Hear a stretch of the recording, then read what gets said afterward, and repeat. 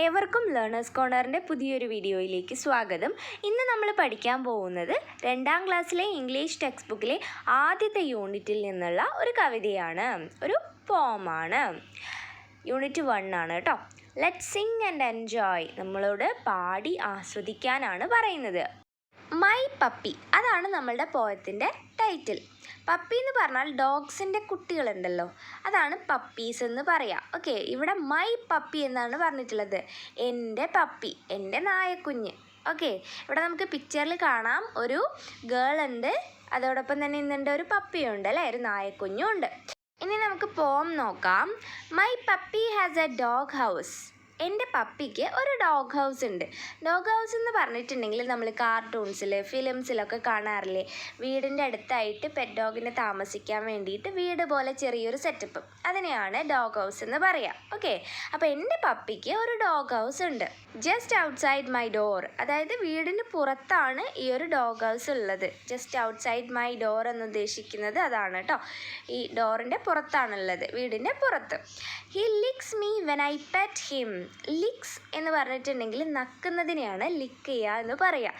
അതായത് നമുക്കറിയാം അല്ലേ, മൃഗങ്ങൾ പ്രത്യേകിച്ച് നായകളൊക്കെ നമ്മളോട് സ്നേഹം പ്രകടിപ്പിക്കുക എങ്ങനെയാണ്, ഇങ്ങനെ നക്കിക്കൊണ്ടാണ് അല്ലേ.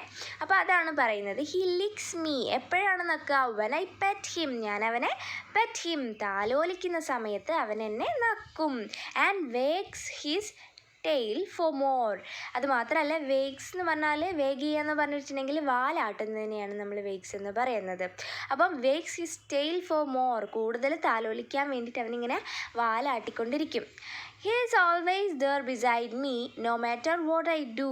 അപ്പം അവനെന്താണ്, ഈ ഒരു puppy he is always there beside me, എൻ്റെ അരികിലായിട്ട് എപ്പോഴും ഉണ്ടാവും. ബിസൈഡ് എന്ന് പറഞ്ഞാൽ അരികെ, അപ്പം എൻ്റെ അരികിലായിട്ട് അവൻ, ഈ ഒരു പപ്പി എപ്പോഴും ഉണ്ടാവും. No matter what I do, ഞാൻ എന്ത് ചെയ്യുന്നോ, എന്ത് കാര്യം ചെയ്യുകയായിക്കോട്ടെ, എൻ്റെ അരികിൽ ഈ ഒരു പപ്പി ഉണ്ടാവും.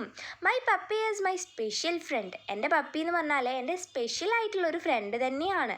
And a family member too, അത് മാത്രമല്ല ഞങ്ങളുടെ ഫാമിലിയിലെ ഒരു മെമ്പർ കൂടിയാണ്.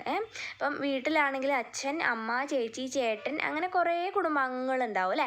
അപ്പോൾ ഒരു പെറ്റ് ഡോഗ് ഉണ്ടെങ്കിൽ, അല്ലെങ്കിൽ ഒരു ക്യാറ്റ് ആണെങ്കിലും എന്താണെങ്കിലും ഒരു പെറ്റ് ഉണ്ടെങ്കിൽ അതും ആ ഒരു ഫാമിലിയിലെ അംഗം തന്നെയായിരിക്കും അല്ലേ.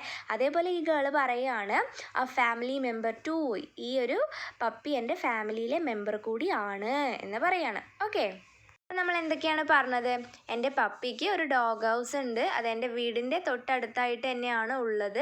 പിന്നെ എന്താണ്, ഞാൻ അവനെ താലോലിക്കുന്ന സമയത്ത് അവൻ എന്നെ ഇങ്ങനെ ലിക്ക് ചെയ്യും, നക്കും അല്ലേ. അങ്ങനെയാണല്ലേ നായക്കുട്ടികളും അതേപോലെ എന്താണ് മൃഗങ്ങളൊക്കെ നമ്മളോട് സ്നേഹം പ്രകടിപ്പിക്കുക അവരുടേതായ ഓരോ രീതികളിലാണ്. പിന്നെ എന്താണ്, വീണ്ടും വീണ്ടും അവനെ താലോലിക്കാൻ വേണ്ടിയിട്ട് ഇങ്ങനെ വാലിങ്ങനെ ആട്ടിക്കൊണ്ടിരിക്കും. പിന്നെ എന്താണ്, എപ്പോഴും എൻ്റെ കൂടെ തന്നെ ഉണ്ടാവും, ഞാൻ എന്ത് ചെയ്യുകയാണെങ്കിലും എൻ്റെ കൂടെ തന്നെ ഉണ്ടാവും. എൻ്റെ സ്പെഷ്യൽ ആയിട്ടുള്ളൊരു ഫ്രണ്ട് തന്നെയാണ് എൻ്റെ പപ്പി, എൻ്റെ വീട്ടിലെ ഒരു മെമ്പർ കൂടിയാണ് എന്നാണ് പറയുന്നത്. ഓക്കെ, അപ്പം ഈ ഒരു പോം നിങ്ങൾക്ക് ക്ലിയർ ആയിട്ടുണ്ടാവും എന്ന് വിചാരിക്കുന്നു. ക്ലാസ് 2 എന്ന് പറയുന്ന പ്ലേലിസ്റ്റിൽ കയറിയിട്ടുണ്ടെങ്കിൽ 2ാം ക്ലാസ്സിലെ ഇംഗ്ലീഷ് ലെസൺസ് എല്ലാം നിങ്ങൾക്ക് അതിൽ കാണാൻ കഴിയും. അപ്പോൾ അതൊക്കെ എടുത്ത് കാണുക കേട്ടോ. പിന്നെ ഈ ഒരു വീഡിയോ നിങ്ങൾക്ക് ഇഷ്ടമായിട്ടുണ്ടെങ്കിൽ എൻ്റെ ചാനൽ ഒന്ന് സബ്സ്ക്രൈബ് ചെയ്യാനും ഈ ഒരു വീഡിയോ ഒന്ന് ഷെയർ ചെയ്യാനും അതേപോലെ ലൈക്ക് ചെയ്യാനും മറക്കരുത് കേട്ടോ. See you with another video. Thanks for watching.